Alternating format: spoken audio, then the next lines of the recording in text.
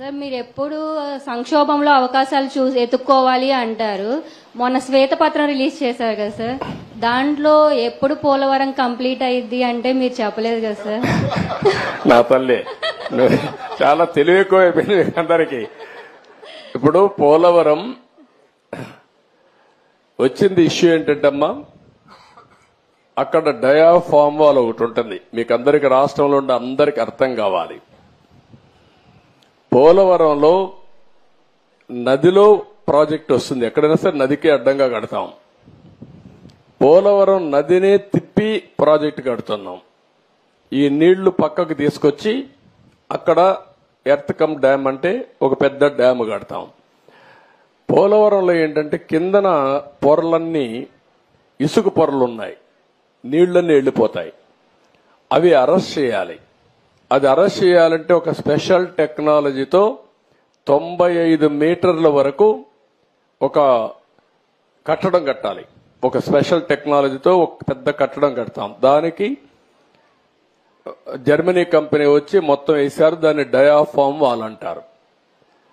అది నేనేం చేశానంటే పోలవరంలో 6 నెలలే పనులవుతాయి. జూలై నుంచి వర్షాలు వస్తాయి, డిసెంబర్ వరకు వరదలుంటాయి. డిసెంబర్లో ప్రారంభిస్తే మళ్లీ మేకంతా పూర్తి చేయాలి. జూన్లో మళ్ళా వర్షాలు పడే పరిస్థితి వస్తుంది.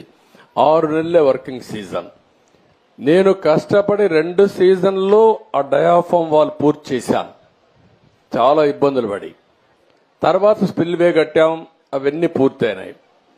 ఈ పని చేయాలంటే ఎర్త్ కమ్ డ్యామ్ కట్టాలంటే పక్కన 2 వాల్స్ కట్టాలి, అవి కాఫర్ డ్యాములు అంటారు. దానికి కూడా నీళ్లని రాకుండా కొంతవరకు డ్రౌటింగ్ చేయాలి. డ్రౌటింగ్ కూడా చేసి అక్కడి నుంచి కట్టుకొని రావాలి. కరెక్ట్ గా నేను అధికారంలో ఓడిపోయింది మేలో ఓడిపోయాం. మే జూన్ వరకు గాని పనిచేస్తుంటే డయాఫామ్ వాల్స్ అన్ని పూర్తి చేసేస్తుంటే నీళ్లు అక్కడికి వచ్చేటి కాదు. ఒక చిన్న గ్యాప్ ఉంటే కాంట్రాక్టర్ మార్చారు, ఆఫీసర్లు మార్చారు. వర్షాలు వచ్చాయి, 2 ఏళ్లు పట్టించుకోవాలా.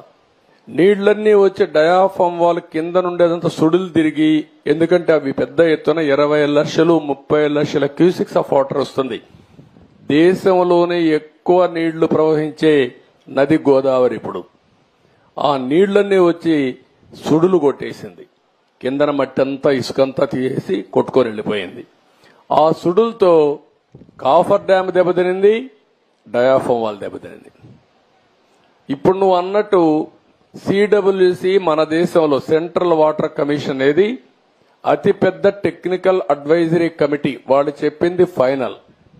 ఇప్పుడు వాళ్ళు కూడా చేతులు తీశారు, దీన్ని ఏం చేయాలన్నా మాకే అర్థం కావడం లేదని. అక్కడ డయాఫామ్ వాల్ కట్టింది నేను 446 కోట్లతో డయాఫామ్ వాల్ 2 సీజన్లో పూర్తి చేశాను. ఇప్పుడు 3 దిక్కళ్ల 33% కోసకపోయింది, దెబ్బతినింది. దానికి 447 కోట్లు అవుతుంది. ఈ 3 దిక్కళ్ల రింగ్ బండమారిగేసి కట్టేస్తే అయిపోతుందంటే అది కూడా మేము చెప్పలేము. ఒకవేళ మొత్తంగానే డయాఫామ్ వాల్ కట్టాలంటే 990 కోట్లు అవుతుంది. అది 990 కోట్లు. రిపేర్ చేయాలంటే 447 కోట్లు.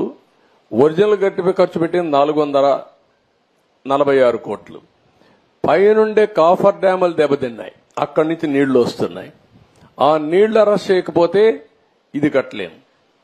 ఇవన్నీ చేయాలంటే ఏం చేయాలనో, నేను ఇంజనీర్ని కాదు, నాకు తెలియదు.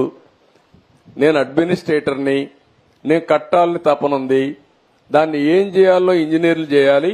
ఇప్పుడు వాళ్ళు ఏం చేశారంటే అమెరికాలో ఉండే 2 ఎక్స్పర్ట్లని, కెనడాలో ఉండే ఇంకొక 2 ఎక్స్పర్ట్లను తీసుకొచ్చి ఇప్పుడు పని అంతా చూస్తున్నారు. ఇన్స్పెక్షన్ చేశారు, నిన్న మొన్న వచ్చారు. వాళ్ళు మొత్తం స్టడీ చేస్తున్నారు. ఏమి ఇవ్వాలనో వాళ్ళు ఇచ్చిన ఆలోచనలు ఇచ్చిన తర్వాత పూర్తి చేసే కార్యక్రమానికి శ్రీకారం చుట్టాలి. ఇప్పుడు దీంతో ఏమైంది, ఆయన నేను రివర్స్ టెండర్ అన్నాడు. 500 కోట్లు 600 కోట్లు ఆదా చేస్తా అన్నాడు. ఇప్పటికి నష్టం ఎంత తెలుసా తల్లి, 70,000 కోట్లు. ఇప్పటికి అది 1,00,000 కోట్లు పెరుగుతుంది. ఒక దుర్మార్గమైన ఆలోచనతో పోలవరాన్ని గోదావరిలో ముంచాడు. మళ్ళా అడ్డదుడ్డంగా ఆర్గ్యూ చేసే పరిస్థితికి వస్తున్నారు. ఆ రోజు పెద్దలందరూ వారించారు.